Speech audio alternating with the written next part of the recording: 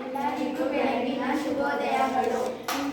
ಇಂದು ನಮ್ಮ ಶಾಲೆಯಲ್ಲಿ ವಿಜ್ಞಾನ 8ನೇ ತರಗತಿ ವಿಜ್ಞಾನ ವಿಷಯದಲ್ಲಿ ಬೆಳಕು ಎಂಬ ಪಾಠದಿಂದ ಒಂದು ಪ್ರಯೋಗವನ್ನು ಆರಿಸಿಕೊಂಡಿದ್ದೇವೆ. ಪ್ರಯೋಗದ ಮೇಲೆ ಪ್ರತಿಫಲನೆಯನ್ನು ತೋರಿಸುವ ವ್ಯವಸ್ಥೆ.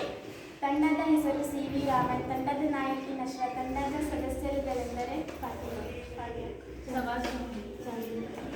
ಪ್ರಯೋಗಕ್ಕೆ ಬೇಕಾಗುವ ವಸ್ತುಗಳು: ಒಂದು ಟಾರ್ಚ್, ಒಂದು ಬಿಳಿ ಕಾಗದ, ಒಂದು ಬಾಚಣಿಗೆ, ಒಂದು ದರ್ಪಣ. ಈಗ ಪ್ರಯೋಗ ಮಾಡೋಣ. ಒಂದು ಬಿಳಿ ಕಾಗದ ಹಾಳೆಯನ್ನು ತೆಗೆದುಕೊಂಡು ಮೇಜಿನ ಮೇಲೆ ಅಂಟಿಸಿ.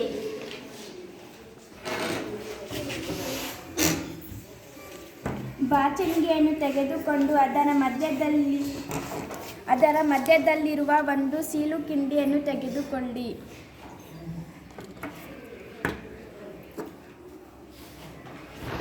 ಉಳಿದುವನ್ನು ಮುಚ್ಚಿಡಿ. ಇದಕ್ಕೆ ಒಂದು ಕಪ್ಪು ಕಾಗದ ಪಟ್ಟಿಯನ್ನು ಬಳಸಬಹುದು.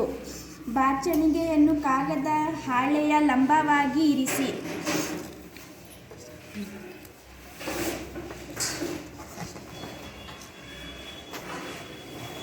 ಟಾರ್ಚ್ ಬೆಳಕನ್ನು ಒಂದು ಬದಿಯಿಂದ ಬಾಚಣಿಗೆಯ ಸೀಳುಕಿಂಡಿಯ ಮೇಲೆ ಹಾಕಿ.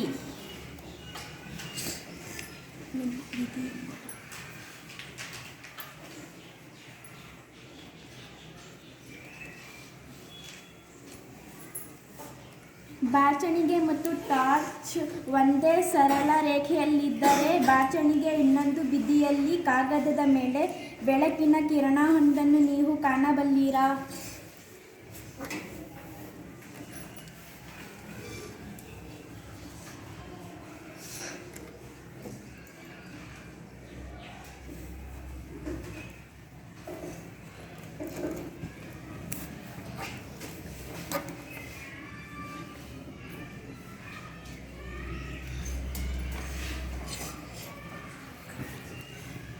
ನೀವು ಏನನ್ನು ಗಮನಿಸುವಿರಿ?